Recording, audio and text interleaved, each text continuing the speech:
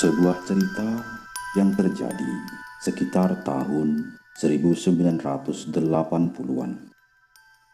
Dalam kurung waktu kurang lebih 41 hari, di sebuah kampung di pedalaman terpencil, ada suatu peristiwa aneh yang benar-benar menggemparkan warga kampung yang memang menurut penduduk disebut pagebluk. Yang jelas, di tahun 1980-an tersebut, semuanya benar-benar terjadi. Dan sepertinya yang diceritakan oleh narasumber bukan hanya sebuah dongeng belaka, memang benar-benar kenyataan yang ada.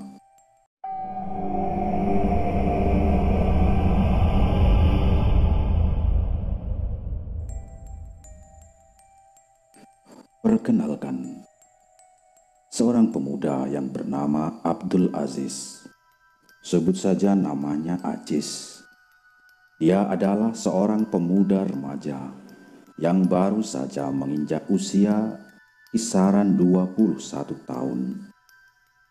Di setiap harinya, Aziz tinggal bersama kakek, nenek, serta adiknya yang bernama Ratna. Adiknya ini berumur 5 tahun karena kedua orang tuanya yang memang sedang merantau bekerja di luar kota. Mereka sekeluarga tinggal di sebuah perkampungan kecil yang terletak di salah satu sudut kota yang ada di Pulau Jawa. Awalnya semuanya memang berjalan dengan baik-baik saja, hingga akhirnya semuanya berubah setelah sebuah kejadian yang bisa dikatakan tidak hanya menimpa Aziz saja, melainkan menimpa seluruh warga kampung, yang akhirnya membuat kejadian tersebut tidak akan pernah dia lupakan untuk selamanya. Masih sangat teringat jelas di kepala Aziz. Malam itu, entah kenapa, hawa yang ada di sekitarnya lebih dingin dari sebelumnya.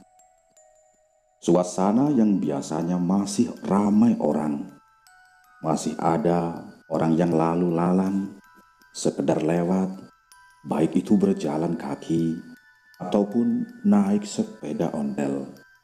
Malam itu anehnya benar-benar sangat sepi. Entah kenapa. Bahkan si Aziz ini juga masih ingat. Di sela-sela dia duduk bersama kakek dan neneknya, Aziz sempat menanyakan tentang keadaan lingkungan yang sepertinya memang sangat mencurigakan. Kok tumben sepi koyok ngene ya, Mbah? Jalanan sepi, renek wong liwat, tidak ada orang lewat. Padahal ini masih jam 8 malam, ucap Aziz dengan melihat kakeknya yang terlihat memutar-mutar radio yang ada di dalam rumah ini. Lah iya le, kok tumben? Masih jam segini lah kok sudah sepi kayak gini ya? Sahut nenek Aziz yang malam itu terlihat keluar dari dapur menuju ke arah ruang tamu dengan membawa secangkir kopi hangat. Ya memang sepi. Orang memang hawanya dingin kayak gini. Orang-orang mau keluar rumah ya males lah, Jawab kakek Aziz sambil kembali duduk tenang di tempat duduk favoritnya. Namun anehnya, setelah beberapa saat mereka bertiga terdiam, tiba-tiba si kakek terlihat kaget dengan sedikit berdiri dari tempat duduknya, seolah melihat sesuatu yang melintas di depan rumahnya. Dan tidak berhenti di situ saja. Kakek seketika berjalan pelan ke arah pintu utama rumah dengan matanya yang melihat ke kiri dan ke kanan, seolah memang sedang mencari-cari sesuatu. Ada apa pak? Ucap nenek yang malam itu juga terlihat ikut kaget dengan tingkah laku kakek yang memang tiba-tiba terlihat sangat aneh. Oh ya Tuhan, semoga semuanya tetap diberi keselamatan. Wes, ayo semua masuk kamar. Adikmu cepat diangkat dan bawa ke kamarku saja. Malam ini semuanya tidur di kamarku saja ya. Aku sepertinya melihat sesuatu yang tidak benar ini. Teriak kakek dengan seketika menutup pintu utama rumahnya dengan gelagat yang terlihat terburu-buru. Mendengar hal itu, tentu saja Ajis dan si nenek pun seketika patuh dengan perintah kakek. Karena sejak kecil, Ajis memang sudah diajari ketika kakek berkehendak. Dia dan semua orang di rumah pun wajib mengikuti, meskipun terkadang Ajis pribadi tak tahu alasannya. Dan benar, semua itu memang sudah menjadi kebiasaan yang sulit untuk dihilangkan.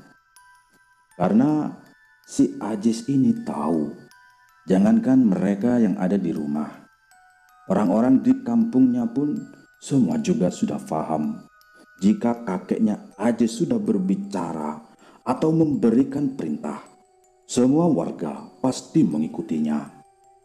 Karena di kampung ini, si kakek adalah sesepuh yang setiap ada kegiatan apapun di seputar adat istiadat, beliau selalu menjadi pemimpin yang disegani warganya.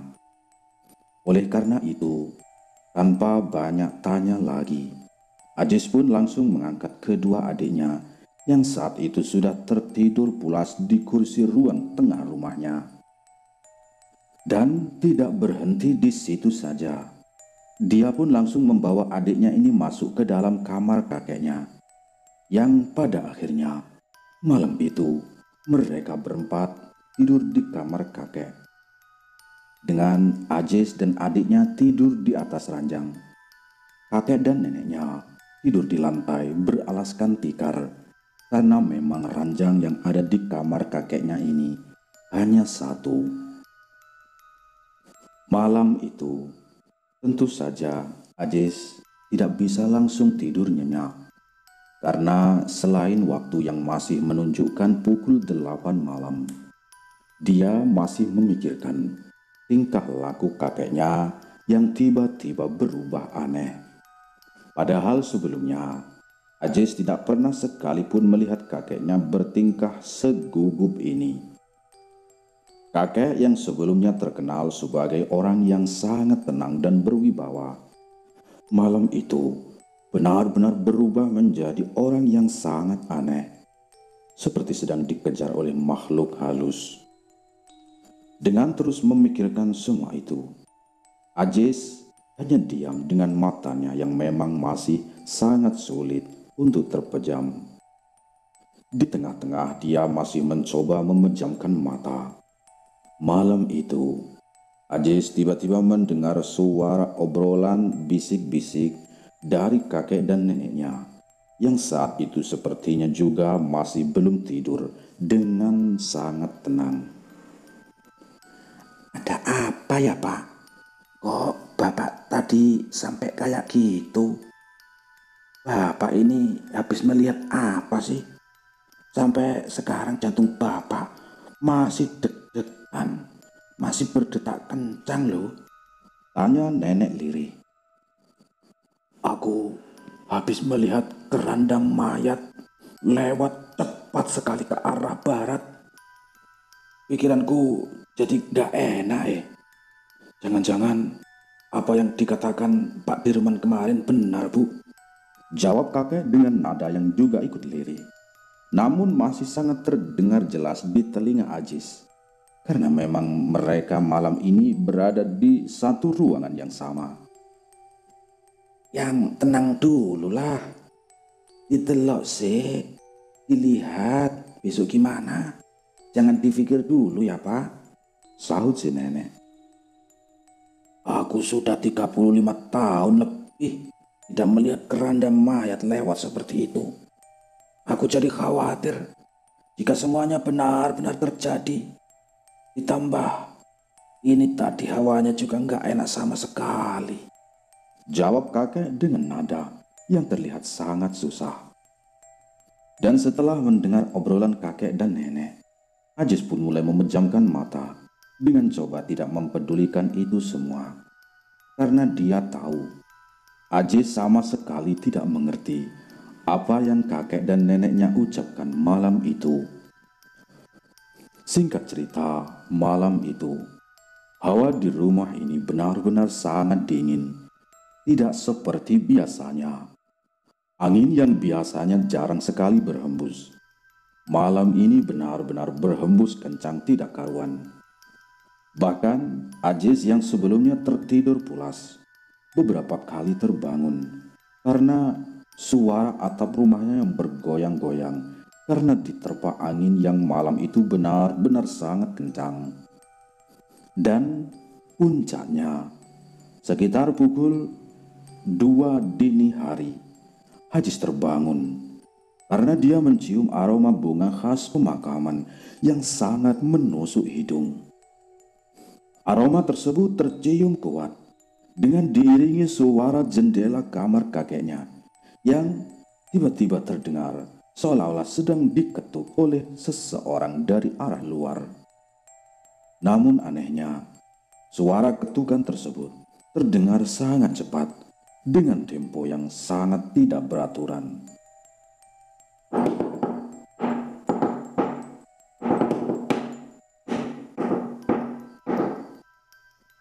Mendengar hal itu, Ajis seketika terbangun dari tidurnya dan mengarahkan pandangannya ke arah jendela kamar yang saat itu memang masih dalam keadaan tertutup rapat. Dan sesaat setelah dia melihat dan mendengar jendela kamar yang terus-terusan berbunyi, pandangannya diarahkan ke arah bawah ranjang dengan maksud ingin melihat kakek dan neneknya tidur. Apakah mereka mendengar apa yang Ajis dengar? Pikirnya.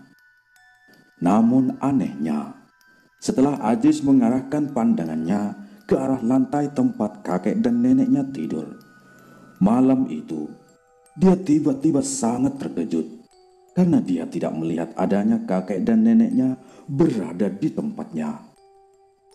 Loh, kakek dan nenek kemana ini? Kok Raono? Gak ada, pikir Ajis.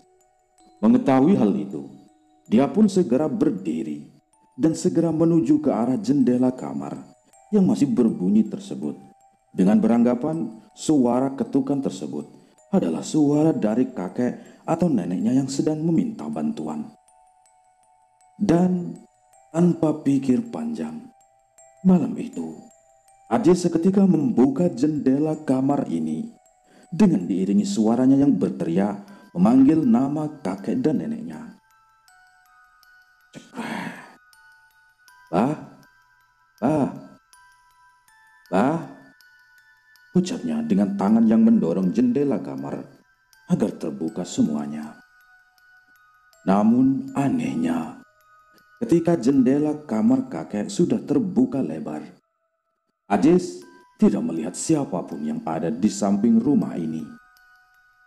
Semuanya tetap gelap gulita karena memang samping rumah ini adalah kebun pisang milik kakeknya yang biasanya dirawat setiap hari. Melihat hal itu, Ajis pun kembali terkejut dengan jantungnya yang saat itu juga tiba-tiba berdegup kencang tidak karuan. Loh, kok gak ada orang? Bah, bah, teriak si Ajis dengan mata yang mengarah ke kiri dan ke kanan, mencari seseorang yang sudah mengetuk jendela kamar ini.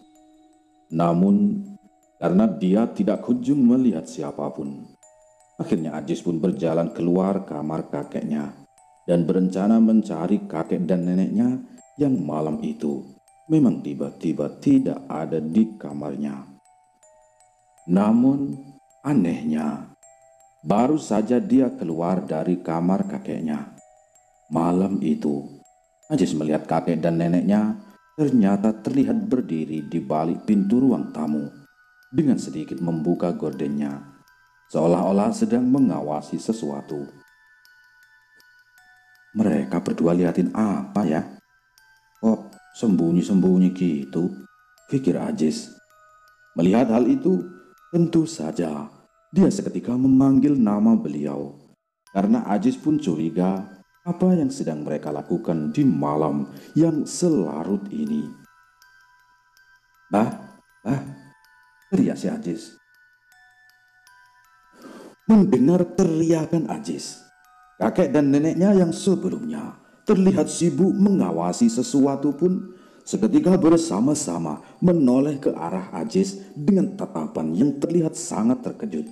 Bahkan mereka berdua pun tiba-tiba berlari ke arahnya dengan tangan yang seketika menuntun Ajis untuk masuk kembali ke dalam kamar dengan langkah yang terbilang sangat gugup ketakutan.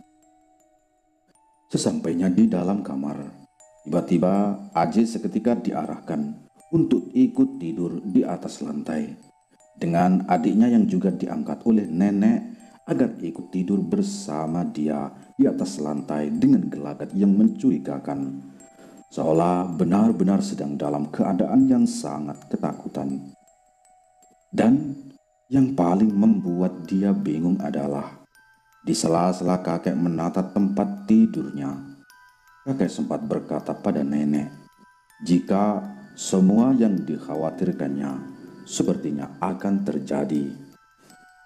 Hal itu semakin membuat Ajis ini bingung, dan tentu saja malam itu dia hanya bisa diam dengan tidak berani sekalipun menanyakan apa yang sebenarnya telah terjadi di dalam rumah ini. Singkat cerita, malam pun berlalu begitu saja. Keesokan harinya, mereka semua dikejutkan dengan adanya kabar kematian dari warga kampung yang saat itu berjumlah lebih dari satu. Dan yang paling membuat Ajis terkejut adalah semua warga yang meninggal tersebut tidak ada satupun yang mengidap penyakit kronis. Mereka semuanya sebelumnya baik-baik saja, bahkan bisa dikatakan sangat sehat dengan usia yang tidak terlalu tua. Dan dengan mencoba untuk tidak terlalu memikirkan hal seperti itu, Ajis seperti biasa langsung diajak oleh kakeknya untuk pergi ke rumah satu persatu warga yang sedang mengalami musibah tersebut untuk melakukan takziah atau melayat berbelasungkawa.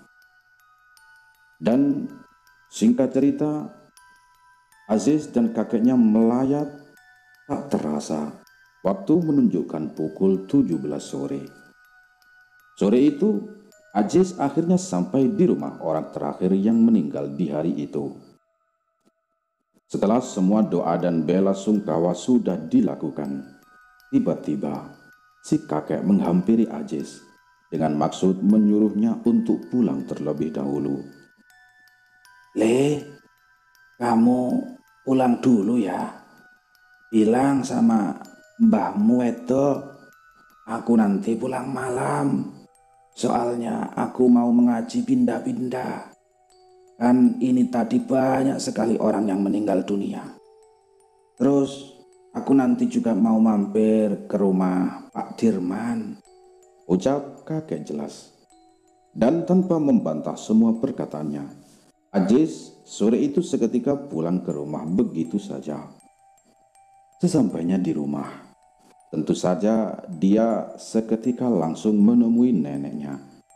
Yang anehnya sore itu terlihat marah-marah tidak karuan dengan adiknya Ajis yang juga sudah terlihat menangis terseduh-seduh. "Kenapa toh mbah? Ratna rewel lagi ya mbah?" ucap Ajis sambil menggendong adiknya yang sore itu masih menangis terseduh-seduh. orang sudah menjelang maghrib, kok sulit nggak mau diajak masuk rumah. Itu tadi dia mainan tanah di depan rumah nggak selesai-selesai. Sekarang lagi banyak bahaya, kok nggak bisa dibilangin, ucap nenek dengan nada yang memang sedikit kesal. Sudah, diam dek. Ini memang sudah sore, diam. Ucap Ajis sambil menenangkan tangisan adiknya. Kakekmu kemana, Le? Tanya nenek tiba-tiba. Kakek mau ngaji dulu, Nek. Lah memang banyak yang meninggal dunia. Sepertinya ngajinya sampai malam. Dan itu tadi juga bilang mau mampir ke rumah Pak Dirman. Terang Ajis dengan jelas. Dan setelah mendengar semua penuturannya, akhirnya mereka semua pun masuk ke dalam rumah agar bisa segera beristirahat. Singkat cerita, malam pun tiba. Malam itu, entah kenapa, keadaan di rumah ini semakin lama semakin aneh terasa. Angin malam yang terasa semakin kencang, dengan diiringi suara burung yang tidak berhenti berkicau, membuat Ajis sempat berpikir jika sepertinya ada sesuatu yang akan terjadi di dalam rumahnya. Merasakan hal itu, tentu saja dia seketika membicarakan pada neneknya, yang saat itu tiba-tiba terlihat duduk diam di ruang tamu rumahnya. Mbah, nggak tidur, Mbah? Tanya Ajis sambil ikut duduk tepat di samping neneknya. Walah, ini masih jam 9 malam. Kakekmu juga belum pulang. Gak apa-apa kok, biar saya tunggu di sini saja. Ucap neneknya si Ajis pelan. Oh, ya sudah, Mbah. Aku tidur dulu ya, mau nemenin si Ratna. Ucap Ajis dengan sopan. Ya, tidur di lantai saja ya, Le. Pikiranku gak karo-karuan ini soalnya. Sahut si nenek.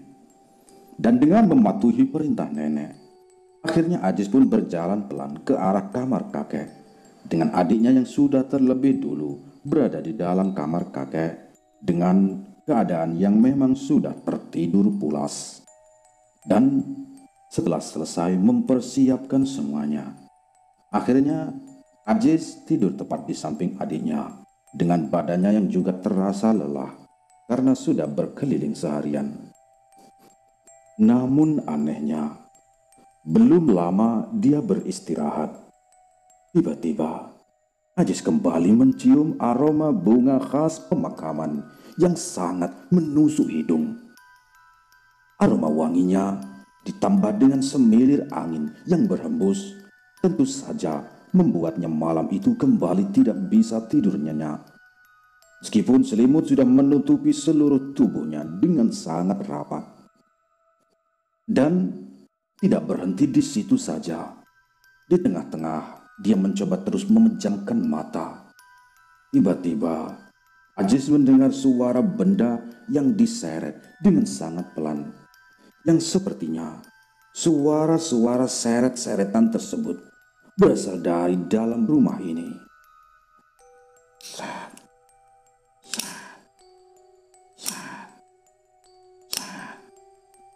Mendengar hal itu, tentu saja dia seketika membuka matanya dengan mulutnya yang tetap diam, mencoba mendengarkan lagi semuanya dengan lebih dalam. Dan setelah Ajis mendengarnya lebih teliti, malam itu pun dia langsung curiga karena suara tersebut tidak kunjung hilang, namun terus saja berputar-putar di dalam rumah ini. Karena mulai penasaran, akhirnya Ajis berjalan pelan ke arah pintu kamar kakeknya dan membukanya sedikit, bermaksud untuk mengintip apa yang sebenarnya terjadi di dalam rumah ini. Dan setelah pintu berhasil dia buka sedikit dan pandangannya bisa melihat ke arah luar, malam itu Ajis benar-benar sangat terkejut tidak karuan. Jantungnya yang sebelumnya tenang, malam itu seketika berdetak kencang, dengan nafasnya yang juga seolah terasa sulit untuk dihembuskan. Kenapa? Karena benar sekali, malam itu ternyata suara yang dia dengar tersebut ternyata bukan suara benda yang diseret, melainkan itu adalah suara dari kain panjang yang menyapu lantai, karena dipakai oleh sesosok makhluk halus yang sedang berjalan melayang-layang sekitar 20 cm dari atas lantai. Pakaian hitamnya yang terlihat lusuh dengan bentuknya yang menyerupai jubah. Hingga saat ini pun masih tidak akan bisa Ajis lupakan. Semua itu dia lihat dengan jelas, meskipun hanya sesaat. Karena ketika Ajis melihatnya, makhluk halus tersebut sudah bergerak ke arah luar rumahnya melalui pintu utama yang malam itu juga tiba-tiba terbuka lebar. Karena Ajis sudah merasa tidak aman lagi, dia pun seketika berbalik badan dan langsung mengangkat adiknya yang saat itu masih tertidur pulas untuk segera dia bawa keluar dari kamar tidur kakeknya ini. Dan tidak berhenti di situ saja. Malam itu, Ajis juga berlari menuju ke arah ruang tamu untuk melihat keadaan neneknya yang memang sebelumnya dia lihat sedang duduk di situ. Sesampainya di ruang tamu, Ajis kembali terkejut tidak karuan. Karena malam itu, tepat pukul 23:45 malam, dia melihat neneknya sudah dalam keadaan tidak bernyawa. Beliau meninggal dengan keadaan duduk di ruang tamu dengan mulutnya yang sudah menganga, ditambah sekujur tubuhnya yang sudah putih pucat tidak karuan. Mengetahui hal itu, Ajis pun seketika menangis histeris dengan teriakannya yang sudah tidak lagi bisa dia tahan. Inna lillahi wa inna ilaihi rajiun, teriaknya kencang. Malam itu dia memeluk tubuh neneknya dengan rasa kehilangan yang hingga sampai saat ini masih sangat tidak bisa dia lupakan. Dan karena malam itu dia tidak kunjung mendapat bantuan, akhirnya Ajis pun segera keluar dan berlari ke arah rumah Pak Dirman yang berjarak kurang lebih dari 100 meter dari arah rumahnya. Namun anehnya, baru beberapa langkah dia berlari keluar dari rumahnya. Malam itu, Ajis kembali melihat pemandangan yang sangat tidak masuk akal. Malam itu, dia melihat dengan mata kepalanya sendiri. Tepat di samping rumahnya, ada sebuah benda besar yang dia duga kuat adalah sebuah keranda mayat. Hal itu dapat dia pastikan karena bentuknya yang memang sama dengan keranda-keranda mayat pada umumnya. Tapi yang dia lihat waktu itu lebih kotor dan sepertinya sudah lama tidak terpakai. Keranda mayat tersebut terlihat terbuat dari bambu dengan kain penutupnya yang terlihat lebih lusuh dari keranda-keranda mayat pada umumnya.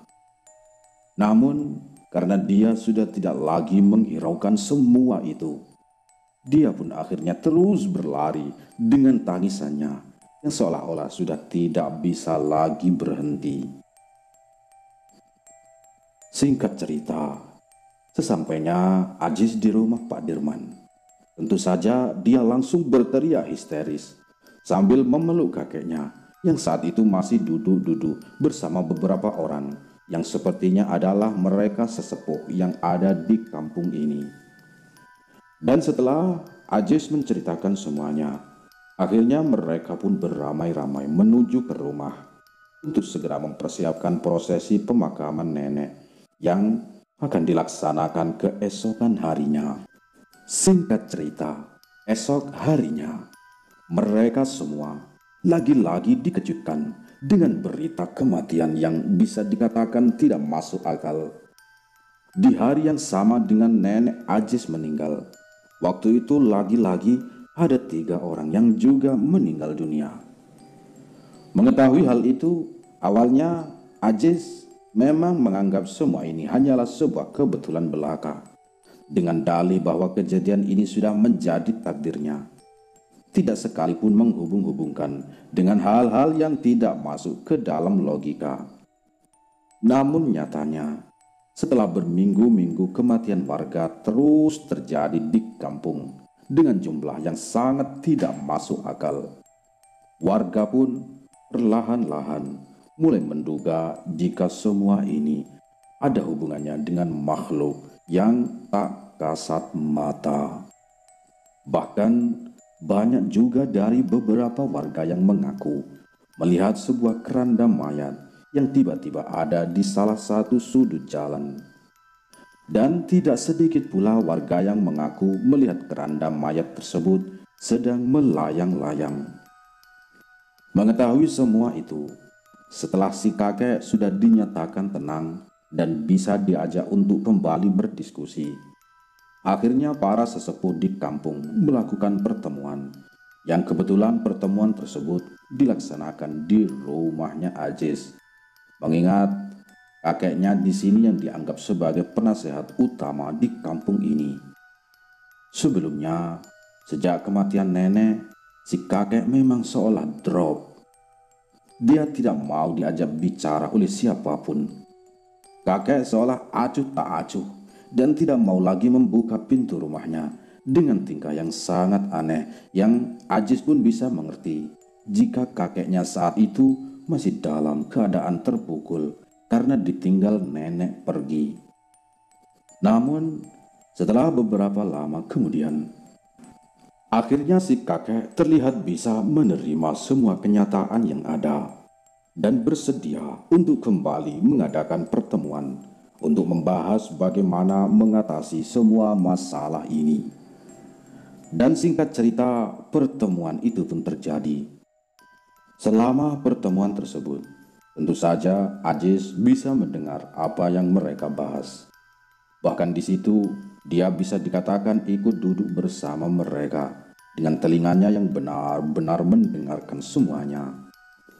Masih sangat teringat jelas di kepalanya apa yang dia dengarkan di pertemuan waktu itu adalah ilmu pertamanya yang akhirnya bisa membuat dia menjadi seperti sekarang ini. Semua hal tentang adat istiadat dan segala macam budaya leluhur, malam itu benar-benar dia dengarkan dengan baik. Namun, karena saat itu dia masih berusia 19 tahun, tentu saja dia hanya bisa diam dengan harapan semua yang dia dapatkan malam itu bisa berguna di suatu hari nanti. Dan kenapa pertemuan itu membahas budaya dan adat istiadat leluhur? Padahal sebenarnya masalahnya waktu itu adalah jumlah kematian yang meningkat drastis, pikir si Aziz. Tapi ternyata memang yang sedang dialami di kampung saat itu adalah wabah gaib atau biasa orang Jawa dengan sebutan pagebluk. Wabah ini memang bisa berupa penyakit ataupun tidak. Namun yang jelas, wabah ini terjadi ditandai dengan adanya keranda mayat yang terlihat di bagian sudut kampung, atau bisa dikatakan keranda itu berkeliling kampung. Bahkan dalam hal ini, ada yang mengatakan jika paginya sakit, sorenya pasti akan meninggal. Atau jika sore sakit, paginya akan meninggal. Sore loro, isuk mati. Isuk loro, sorenya mati. Mendengar hal itu, Aziz seketika terkejut tidak karuan. Karena dia pun masih ingat dengan jelas jika waktu itu kakeknya pernah mengatakan jika beliau sempat melihat keranda mayat tersebut berjalan-jalan. Dan tidak berhenti di situ saja, Aziz juga tidak bisa melupakan keranda mayat yang dia lihat tepat di samping rumahnya di malam ketika neneknya meninggal tersebut. Namun, karena Aziz merasa tidak memiliki hak untuk ikut mengutarakan pendapat, akhirnya dia pun tetap diam dengan tetap menyimpan semuanya sendirian. Dan singkat cerita, waktu pun berlalu. Setelah pertemuan malam itu, para sesepuh sepakat di tiap malam hari, semua warga diarahkan untuk menyalakan api unggun di setiap depan rumahnya. Hal ini menurut kakek bisa menjadi penangkal dari datangnya makhluk halus yang konon katanya dialah yang memikul keranda mayat yang terlihat hanya berjalan-jalan sendiri itu. Dan tidak berhenti di situ saja, semua warga juga diarahkan untuk tetap terjaga hingga malam hari. Dengan tidak lupa, Semua warga juga diharuskan untuk selamatan penolak bala yang diperuntukkan untuk dirinya sendiri dan keluarganya masing-masing. Selamatan tersebut berupa makanan, jajanan yang disertai dengan berbagai persyaratan yang harus dipenuhi, yang nantinya harus disebarkan ke tetangga kiri kanan rumahnya. Dan puncaknya, semua warga yang tinggal di kampung ini melakukan selamatan yang dilakukan di tengah-tengah kampung dengan maksud bersyukur kepada Tuhan atas limpahan rizkinya, serta meminta perlindungan atas semua kejadian yang ada. Semua prosesi upacara tersebut tentu saja dilakukan dengan cara yang bertahap, dengan segala proses persyaratan yang terbilang cukup rumit, yang memang sudah menjadi tradisi dan kebudayaan masyarakat yang ada di Pulau Jawa. Dan setelah semua upacara tersebut dilakukan, akhirnya angka kematian di kampung ini pun perlahan mulai berkurang secara signifikan.